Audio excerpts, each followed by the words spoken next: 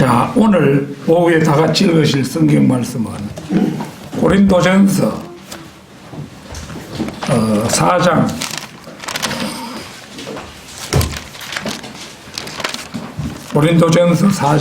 1절 2절 말씀입니다.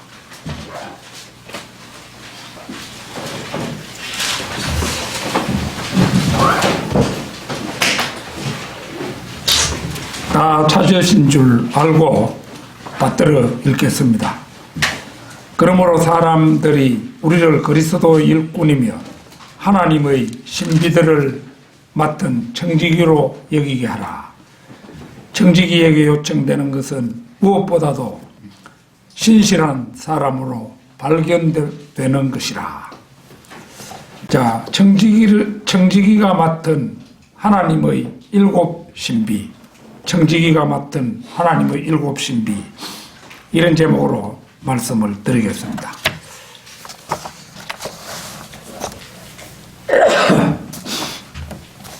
죄송합니다. 교회 용어사전에서 청지기를 찾아보면 청지기란 주인, 그러니까 소유권자가 맡긴 것들을 주인의 뜻대로 관리하는 위탁 관리인이라고 정의되어 있습니다.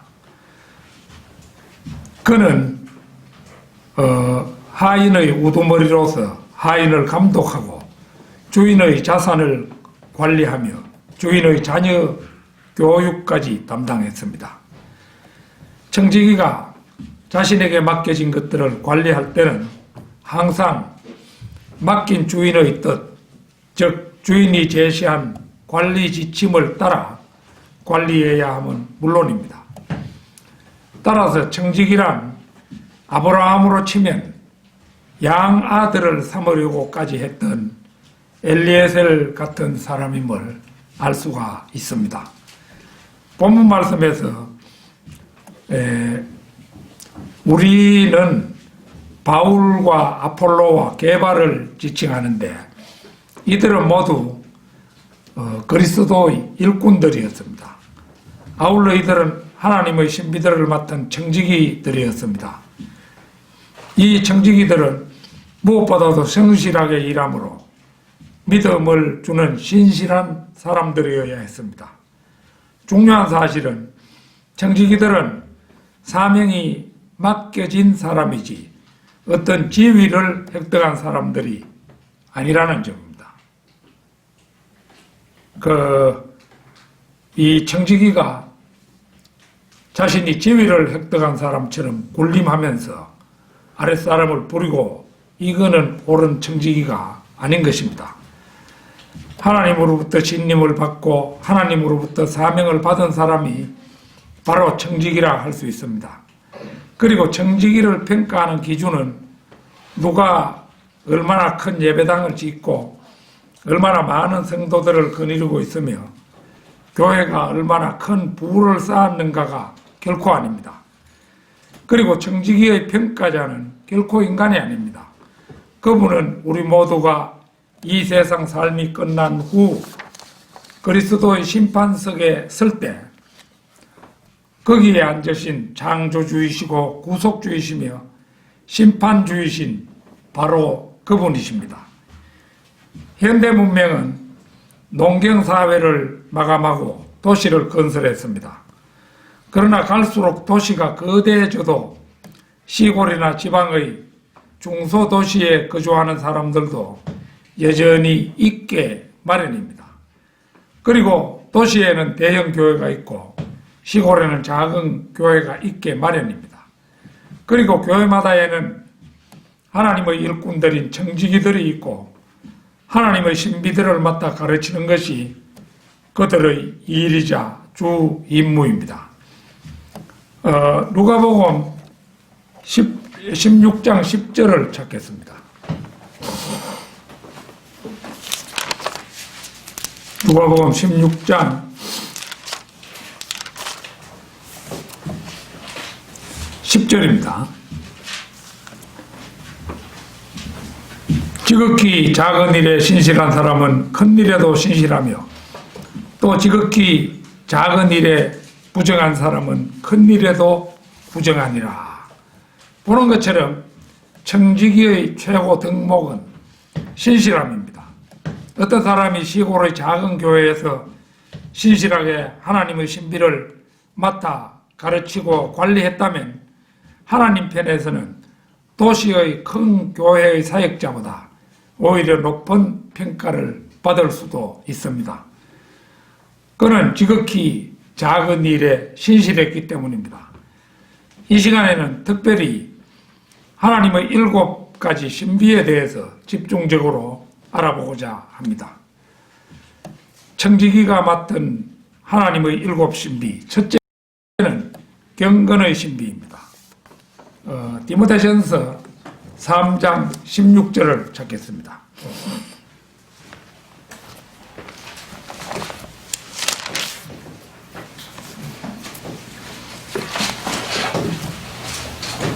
디모데전서 3장 맨 끝구절입니다. 경건의 신비는 논쟁의 여지 없이 위대하도다. 하나님께서는 육신으로 나타나셨고 성령으로 이롭게 되셨으며 천사들에게 보이셨고 이방인들에게 전파되셨으며 세상에서 믿음 받으셨고 영광 가운데로 들려 올라가셨습니다. 이 첫 번째 신비는 예수 그리스도의 동정녀 탄생입니다. 이것은 경건의 신비로서 모든 논쟁을 패하는 위대한 신비입니다. 이 첫 번째 신비는 하나님께서 인간의 몸을 입고 갓난 아기로 이 세상에 오셨다는 것입니다. 하나님께서 처녀의 몸에서 인간 아기로 태어나 육신을 입고 세상에 들어오셨다는 사실을 논리적으로 설명할 수 있는 사람은 아무도 없습니다. 이것은 신비이기 때문입니다. 우리는 이 사실을 믿을 수는 있지만 설명할 수는 없습니다. 이것은 어디까지나 신비이기 때문입니다. 경건의 신비는 논쟁의 여지 없이 위대하도다. 이것은 논쟁의 대상이 아닙니다. 그냥 믿음의 근본 사항입니다. 믿지 못하는 것은 그분을 인간의 위치로 놓고 생각하기 때문입니다. 그러나 그분은 만물을 말씀으로 창조하신 전능한 하나님이시기에 그분께서 그럴 수 있다고 아무런 의심의 여지 없이 믿을 수가 있습니다. 경건의 신비는 논쟁거리가 아닙니다. 그래서 일말의 의심도 없이 우리는 그 사실을 믿을 수 있는 것입니다. 하나님께서는 육신으로 나타나셨고 하나님께서는 하나님 자신의 피를 가지고 인간의 육신을 입으셨습니다. 사도행전 20장 28절을 찾겠습니다.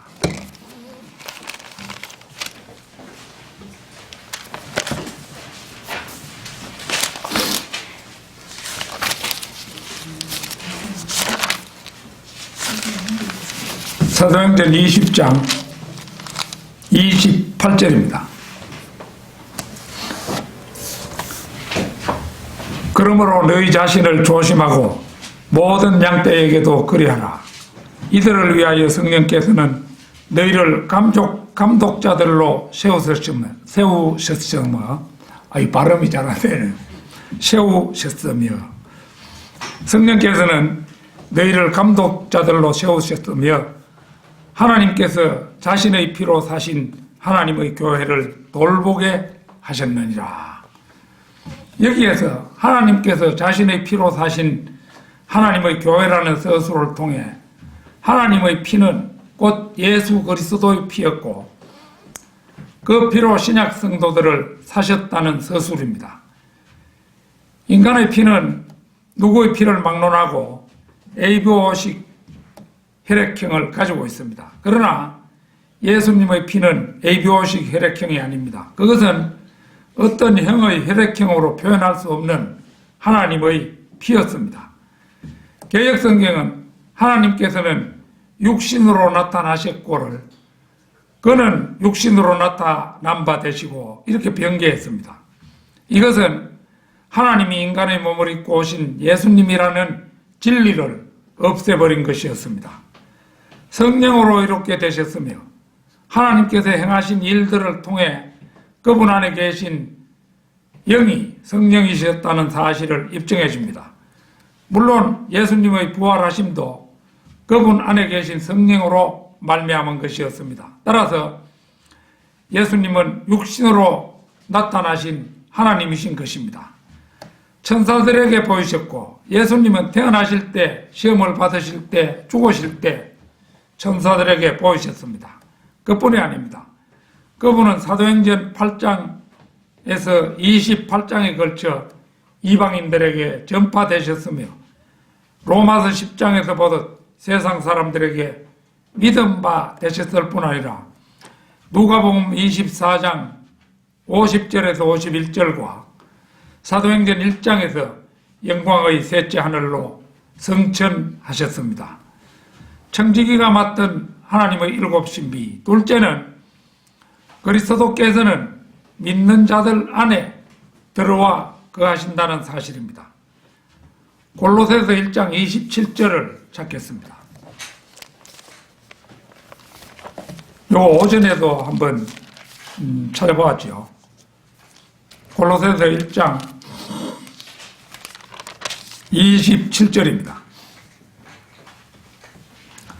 하나님께서는 이들에게 이방인들 가운데서 이 신비의 영광의 풍요함이 어떠한지를 알리고자 하셨으니 이 신비는 너희 안에 계신 그리스도시요 곧 영광의 소망이라. 이 두 번째 신비는 보는 것처럼 너희 안에 계신 그리스도시요 곧 영광의 소망입니다. 여기서 너희는 그리스도인입니다. 그리스도인의 몸 안에 그리스도께서 들어와 계신다는 사실을 어떻게 설명하겠습니까? 그러나 설명할 수는 없지만 우리 그리스도인들은 우리 안에 그리스도께서 성령으로 거하고 계심을 알고 있습니다. 그러나 그 사실을 이치적으로 설명할 수는 없습니다. 그래서 이것은 신비입니다. 이 땅에, 그러니까 우리나라에 구원받은 그리스도인이 약 20만 명이라고 쳐봅시다. 그들 한 사람 한 사람 안에 그리스도께서 거하십니다. 그렇다면 이 땅에 20만 명의 그리스도가 있다는 말씀이겠습니까? 결코 그렇지는 않습니다. 그런데 예수님은 우리 안에 그리스도의 영으로 계십니다. 이것은 설명할 수는 없습니다. 그러나 그분은 구원받은 사람들 안에 거하십니다. 바로 그래서 신비일 수밖에 없는 것입니다. 요한복음 16장 7절 찾겠습니다.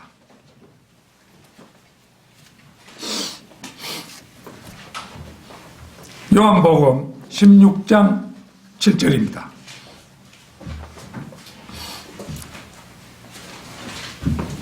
그러나 내가 진리를 너희에게 말하노니 내가 가는 것이 너희에게는 유익하니라.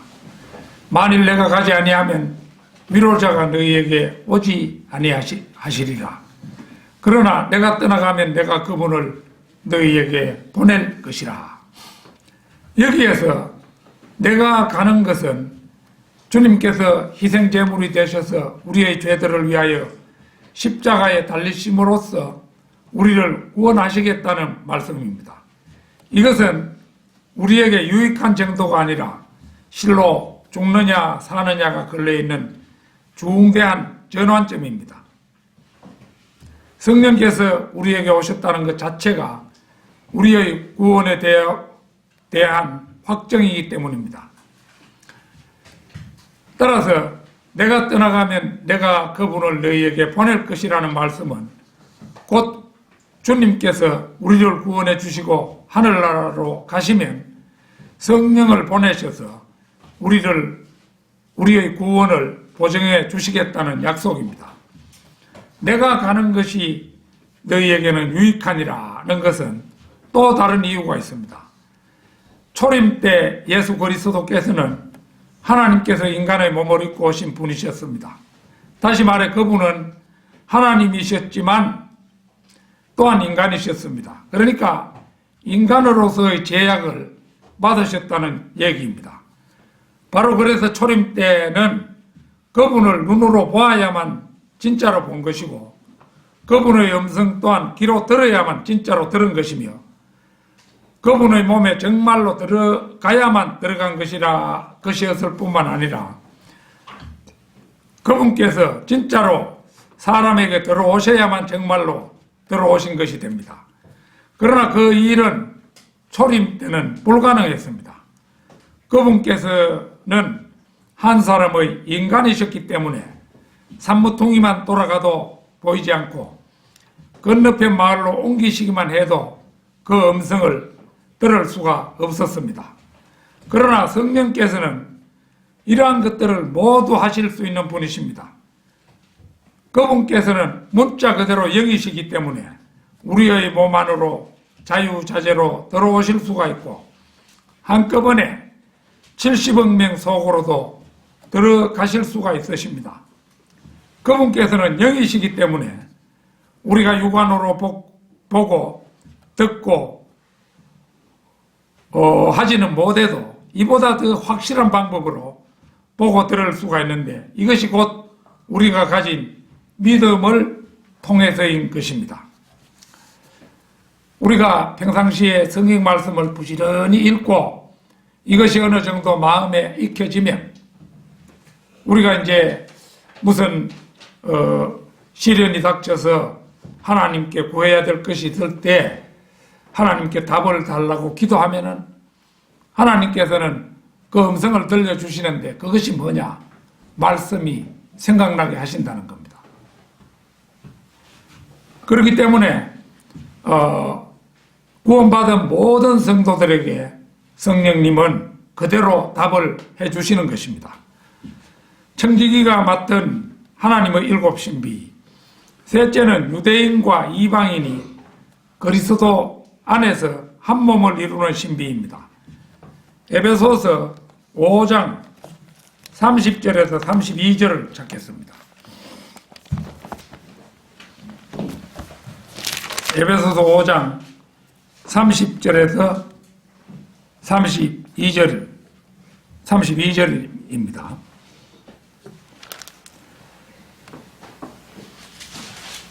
이는 우리가 그의 몸과 그의 살과 그의 뼈의 지체임이라. 이런 까닭에 남자가 자기 아버지와 어머니를 떠나 자기 아내와 결합하여 그 둘이서 한 몸이 될지니라. 이것은 위대한 신비라. 그러나 나는 그리스도와 그 교회에 관하여 말하노라. 이것은 참으로 위대한 신비입니다. 그리스도께서 우리 안에 거하신다고 말씀하는 동시에 우리가 그리스도 안에 있다고 말씀하고 있습니다. 이것은 위대한 신비라. 유대인이거나 이방인이거나 구원받고 그리스도인이 되면 그들 안에 그리스도께서 거하시고 또 한편 그들 모두가 그리스도의 몸과 살과 뼈의 지체가 되어 그분 안에 있게 됩니다. 어떻게 그럴 수 있는지 이것은 참으로 불가사의한 일입니다. 한 남자와 한 여자가 결혼하여 부부가 되면 한쪽은 여기 앉아 있고 또 한쪽은 저기 앉아 있어도 그 남자와 그 여자는 같은 살과 같은 뼈로 한 몸 안에 얽혀 있습니다. 남자의 살과 뼈의 일부는 이쪽에 있고 또 일부는 저쪽에 있습니다. 여자 또한 마찬가지입니다. 어떻게 그럴 수 있을까요? 아내의 살과 뼈의 일부가 남편 속에 있는데 또 일부는 아내 속에 있습니다. 그런데 남편과 아내는 한 몸을 이루는 것입니다. 마찬가지로 현재 그리스도께서는 하늘에 계십니다.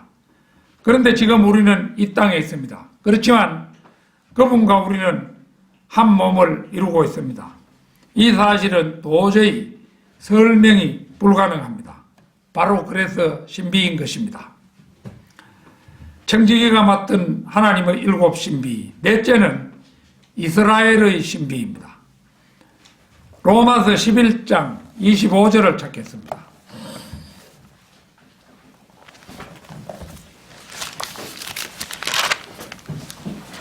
로마서 11장 25절입니다.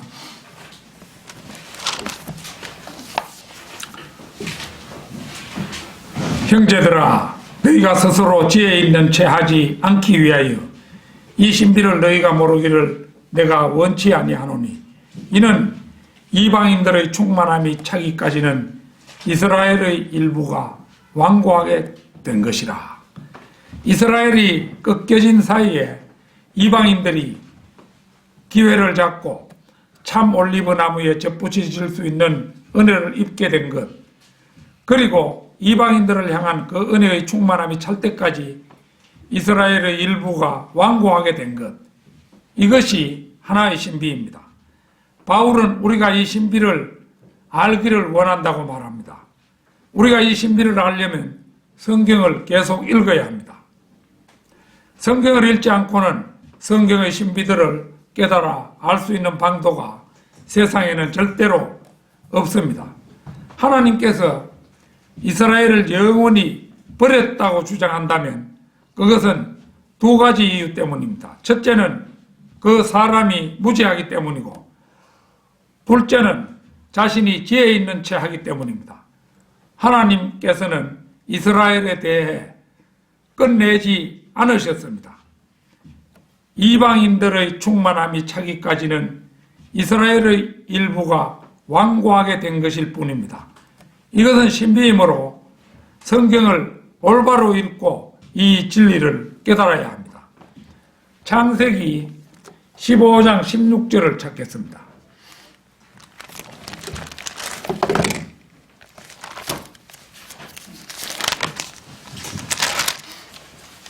창세기 15장 16절.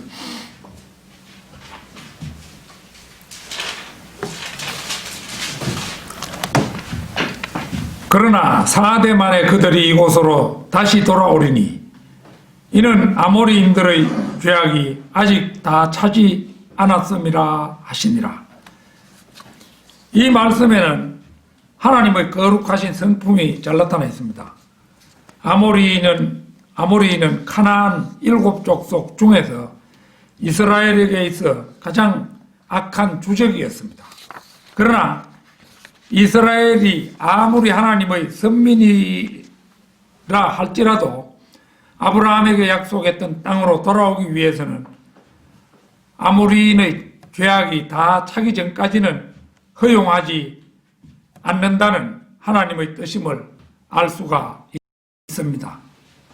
아모리인의 죄악이 다 차는데 걸린 게 약 4대가 걸렸죠. 400년이 걸린 겁니다. 이방인들의 충만함이 차기까지는 이스라엘의 일부가 완고하게 된 것이라. 여기에서 이방인들의 충만함이 차기까지란 무슨 뜻인가 아는 것이 이 말씀 해석의 관건입니다.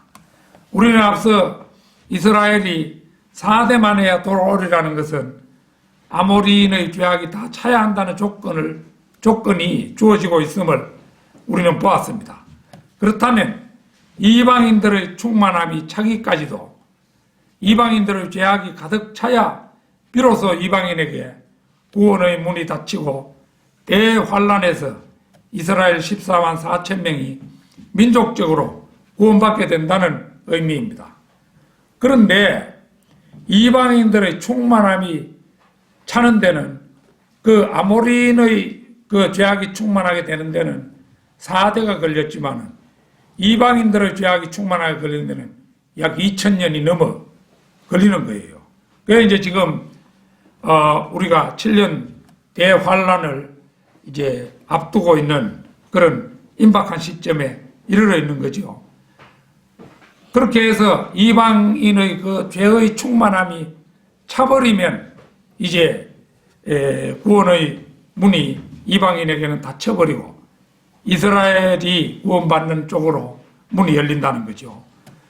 로마 카톨릭은 이스라엘은 영원히 버림받았고 자신들이 이스라엘 민족을 대신한다고 주장하지만 하나님께서는 자신들의 선민을 결단코 버리지 않으셨습니다. 이것은 쉽사리 알 수 없는 신비입니다. 청지기가 맡은 하나님의 일곱 신비, 다섯째는 휴거의 신비입니다. 고린도전서 15장 51절을 찾겠습니다.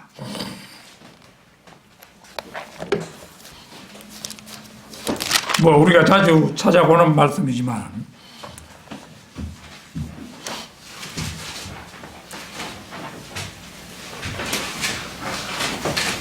보라, 내가 너희에게 한 가지 신비를 말하노니 우리가 다 잠잘 것이 아니요 오히려 우리가 모두 변화될 것이니. 이 신비는 그리스도의 몸인 교회, 즉 그리스도인들이 어느 날 갑자기 이 지상에서 사라져버리는 엄청난 사건에 대한 신비입니다.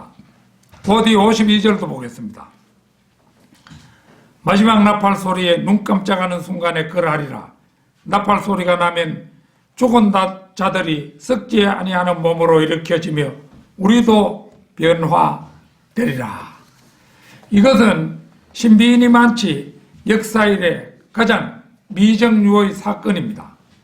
그리스도인들이 휴거될 때 그리스도 안에서 죽어 땅에 묻혔던 사람들이 먼저 다시 살아나 변화된 몸을 입고 그 뒤를 이어 살아있던 사람들이 호련히 변화되어 공중으로 끌려 올라가게 됩니다.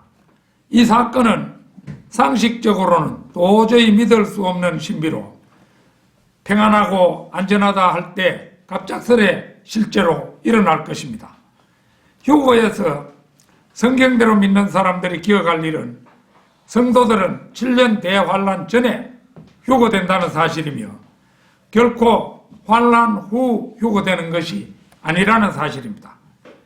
그리고 또 하나는 그리스도 안에 죽은 사람들이 땅 속에 묻혀 혼의 잠을 잔다는 여호와의 증인들의 거짓 주장에 미혹되어서는 안 됩니다.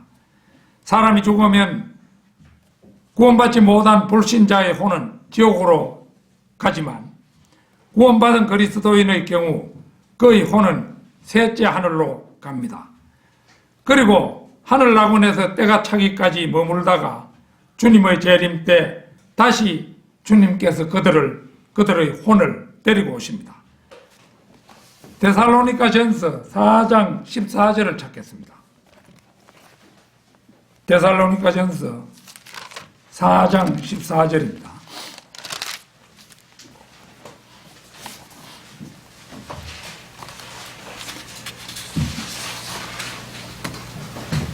예수께서 죽었다가 다시 살아나신 것을 우리가 믿는다면 그와 같이 하나님께서는 예수 안에서 잠든 자들,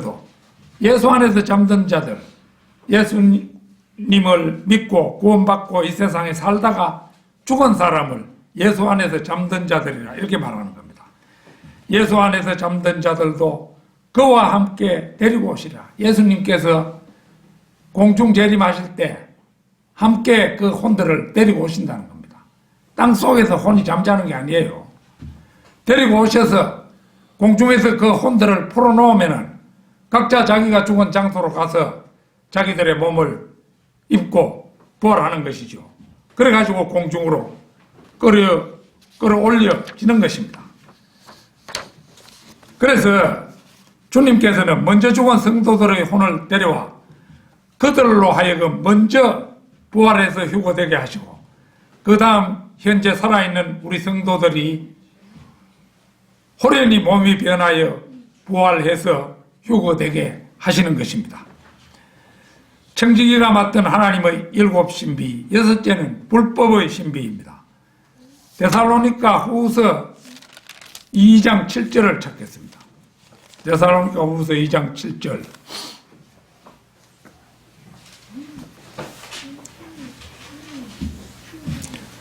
아, 2장 6절이네. 7절이 아니고. 아, 7절 맞네. 7절. 불법의 신비가 이미 활동하고 있나니 현재는 막는 자가 있어 막을 것이나 그가 그 길에서 옮겨질 때까지만 그리하리라. 데살로니가 후서 2장은 적그리스도에 대해 언급하고 있습니다. 적그리스도는 그 자체가 신비입니다. 르크만 주석성경 부록 37에 나열된 구약시대 적그리스도 예표를 보면 카인을 비롯하여 님롯, 파라오, 시스라, 아비멜렉, 골리앗, 압살롬, 산헤립, 느부갓네살 등 15명이나 됩니다. 그는 바울 시대에 이미 역사하고 있었고 그때는 교황이 존재하기 전이었습니다. 요한일서 2장 18절을 찾겠습니다. 요한일서 2장 18절.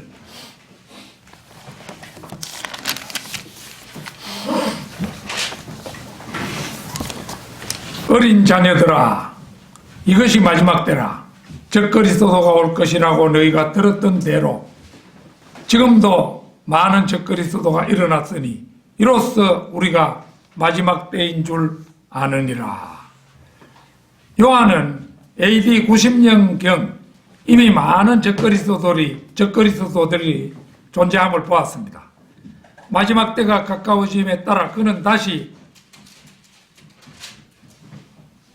많은 적그리스도가 등장할 것까지도 보았습니다. 따라서 요한은 두 대상을 겨냥하여 이 서신을 쓴 것입니다. AD 90년경의 그의 서신을 읽은 수신자들과 그가 죽은 후 약 1925년 정도 뒤의 수신자, 곧 우리를 대상으로 쓴 편지입니다. 그러고 보면 이 편지는 이중적용입니다. 적그리스도는 이미 많은 수가 활동했고 지금도 여전히 활동하고 있으며 이제 머지않아 대환란 때가 되면 죽어서 자신의 거처로 간 유다 이스카리옷이 나타날 것입니다. 현재 활동하고 있는 적그리스도는 쉽게 얘기하면은 구원파의 유병헌 같은 사람 죽었잖아요. 그런 사람들도 적그리스도의 한 사람이고 현재 살아있는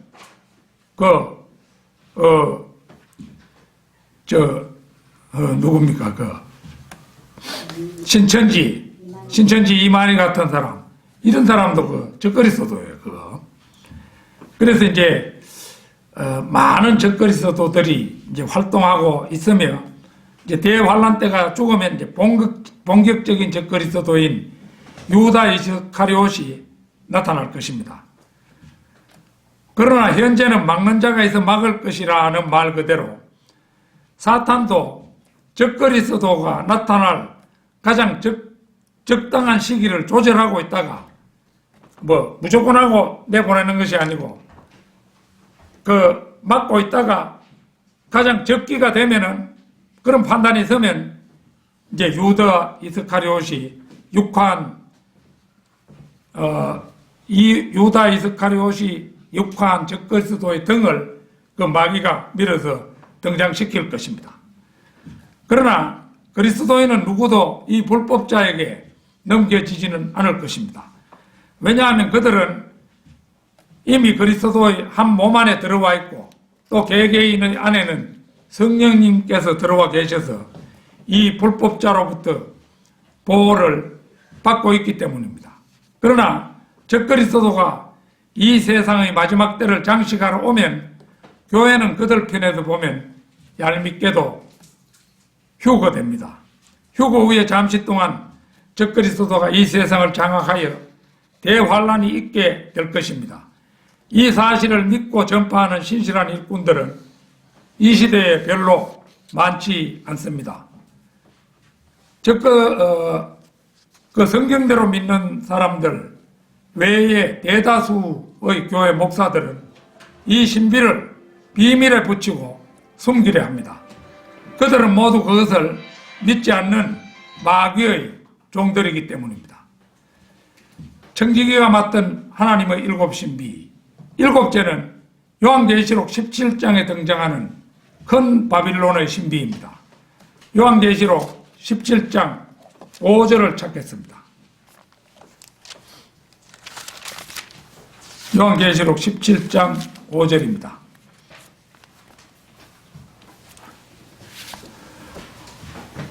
그녀의 이마에 한 이름이 기록되어 있는데 신비라 큰 바빌론이라 땅의 창녀들과 가증한 것들의 의미라고 하였더라. 이 신비에 대하여 사람들이 주목하고 귀를 기울였더라면 이 땅에 로마 가톨릭이라는 집단이 존재하지는 못했을 것입니다. 창녀가 누구입니까? 요한계시록 17장 18절을 보겠습니다. 17장 18절. 네가 본 그 여자는 땅의 왕들을 다스리는 큰 도성이라고 하더라. 그 창녀는 왕들을 다스리는 큰 도성이라고 말합니다. 아닌 게 아니라 바티칸은 가장 작은 나라인데도 불구하고 세상의 모든 왕들을 다스립니다. 교황이 어느 나라를 방문한다 이라면 그 나라의 국가 수반이 나가서 교황을 마중하지요. 이 도성이 몇 개의 산 위에 세워져 있는가는 전에 들어서 여러분께서도 알고 계시겠죠. 그 9절 한번 보겠습니다. 9절. 17장 9절. 지혜 있는 생각이 여기 있으니 일곱 머리는 그 여자가 앉은 일곱 산이요. 로마는 티베르강 하류 일곱 언덕을 중심으로 건설된 도시로 사도 요한이 요한계시록을 기록하던 당시에는 아직 로마 제국의 수도였습니다. 그런데 전능하신 하나님께서는 약 400년 후에 일곱 언덕의 중심부에 마귀의 세력 로마 가톨릭의 본거지가 건설될 것을 아시고 이렇게 구체적으로 성경에 기록해 놓으신 것입니다. 희대의 종교 창녀인 이 여자, 곧 로마 가톨릭이 어떤 색깔의 옷을 입고 어떻게 치장하고 있는지 한번 보겠습니다. 4절 한번 보십시오. 17장 4절. 또 그 여자는 자주색과 주홍색 옷을 입고 금과 보석과 진주로 장식하고 손에는 금잔을 가졌는데 그 잔은 가증스러운 것들과 그녀가 행한 음행의 더러운 것들로 가득 찼더라. 로마 가톨릭 교황은 자주색과 주홍색 옷을 즐겨 입고 금과 보석과 진주로 장식한 관에 상징으로 금잔을 가졌습니다. 로마 가톨릭이 교황이 가지고 지팡이 들고 나온다면 지팡이가 완전히 검은 보석으로 완전히 장식되어 있죠.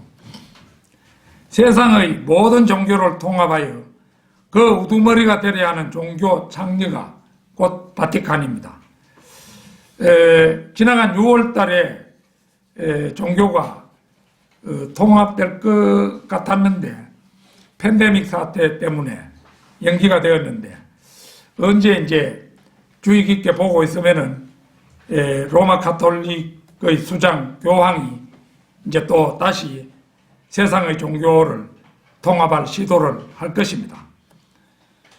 사도 요한은 의아해하며 놀랐다고 하는데 6절 한번 보겠습니다. 6절.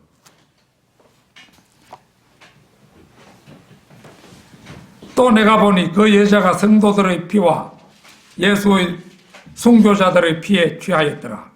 그러므로 내가 그녀를 보고 크게 의아해하며 놀랐노라.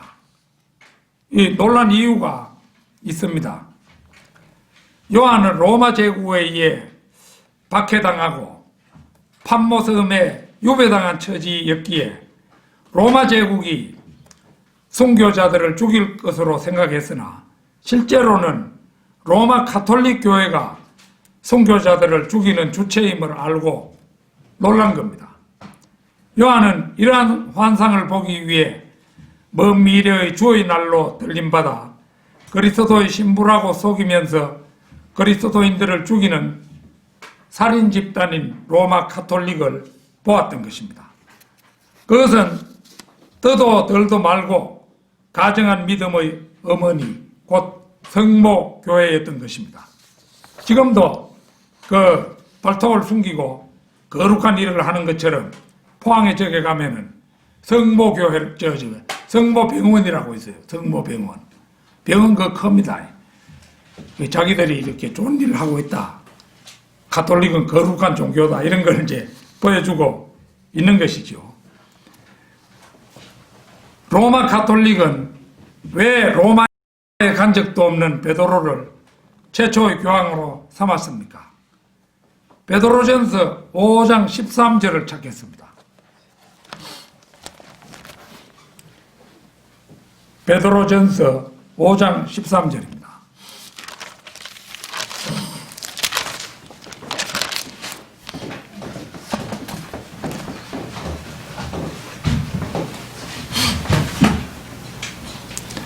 너희와 함께 택함을 받은 바빌론에 있는 교회와 내 아들 마르코도 너희에게 문안하느니라.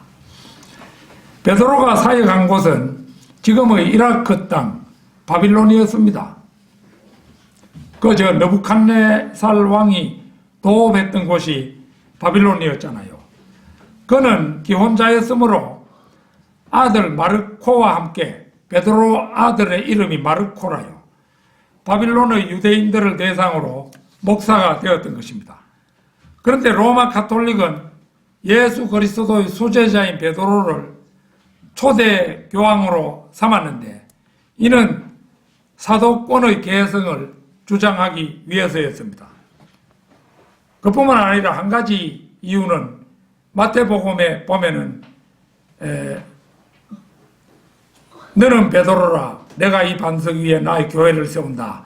이거를 이제 그 개역성경에 보면 그렇게 되어 있죠. 그러니까 베드로 우에 교회를 세운다. 이런 생각을 했기 때문에 베드로를 자기들의 초대 교황으로 삼아야 된다. 이게 이제 다 그런 것입니다. 그래서 교황은 장가를 가서는 안 되는 거죠. 교황은 전부 독신으로 살다가 죽었잖아요. 그런데 베드로는 엄연히 아내가 있고 장모가 있었잖아요. 장모가 열병에 걸렸을 때 베드로 집에 예수님께서 가셔가지고 장모의 열병을 꾸짖어가지고 고쳐줬잖아요. 그러니까 또 아내와 자식까지 있는 베드로를 로마 가톨릭은 독신으로 우기면서 로마에 간 적도 없는 베드로를 초대 교황으로 삼은 것입니다. 그러면 이제 아들이 마르코인데, 이 마르코를 이제 로마 가톨릭은 누구라고 주장하느냐? 마가복음을 쓴 마가라고 주장하는 거예요. 마가복음을 쓴 마가를 마르코라고 그렇게 그 로마 가톨릭이 주장하는 겁니다. 그래서 이제 우리가 지금까지 본 대로 베드로는 기혼자로 장모가 있었고 아들 마르코가 그의 곁에서 사역하고 있었습니다. 마치 김경환 목사가 LA에서 사역하고 있는데 아들 되는 사람도 사역하고 있지요. 따라서 기혼자인 베드로는 교황으로서는 무자격자입니다. 이 사실을 숨기기 위해서 이제 로마 가톨릭은 아들 마르코를 마가복음을 쓴 마가라고 우기는 겁니다. 생각해 볼수록 거짓말의 아비 마귀의 하수인인 로마 가톨릭은 실로 대단한 신비가 아닐 수 없습니다. 현재 로마 교황이 프란치스코지요. 프란치스코가 로마 가톨릭 교회에 따르면, 내가 이게 설교를 작성하면서 인터넷에 찾아봤는데 이 프란치스코가 266번째 교황이라고 그렇게 나오더라고요. 내가 몇 대인가 싶어서 한번 찾아보니까 성경대로 믿는 역사가들에 의하면 베드로, 이제 초대 교황인 베드로를 비롯해서 초기 교황들 상당수가 실제로는 존재하지 않았던 거짓 문서상의 교황이라고 합니다. 그 문서상의 교황이지 실제로 그 자들은 그 바티칸을 다스린 적이 없는 그런 교황이에요.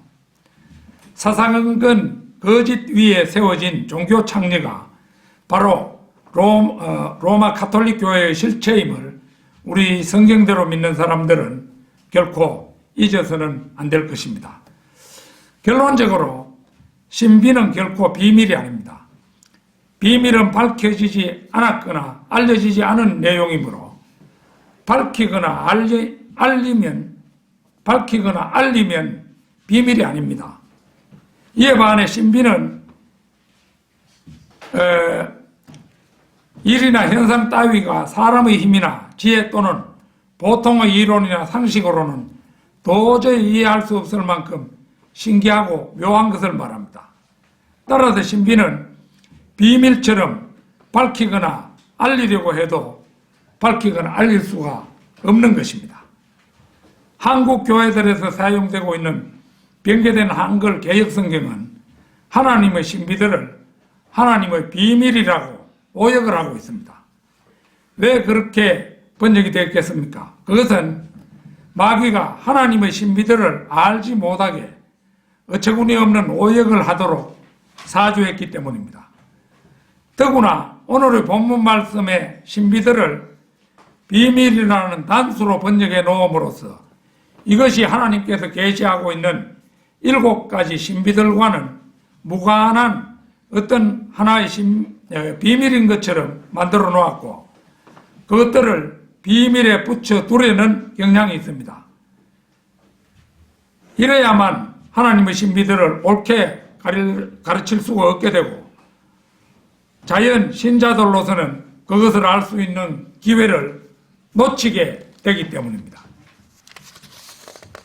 그러나 바른 번역에서는 하나님의 신비들이라고 옳게 번역되어 있으므로 해서 사역자들은 신비들을 맡은 청직으로서 사명을 다할 수 있게 되었고 성도들은 신실한 사역자들을 통해 하나님의 신비들을 듣고 믿음을 통해 그것을 확인할 수 있는 조건이 완벽하게 갖추어져 있는 것입니다. 그러니까 하나님의 7 신비를 설교하는 사람은 성경대로 믿는 사람뿐인 것입니다. 아무쪼록 하나님의 신비들을 하나하나 깨치고 믿음을 통해서 그것들을 알아가는 성도 여러분이 되시기를 진심으로 바랍니다. 다 같이 기도드리겠습니다.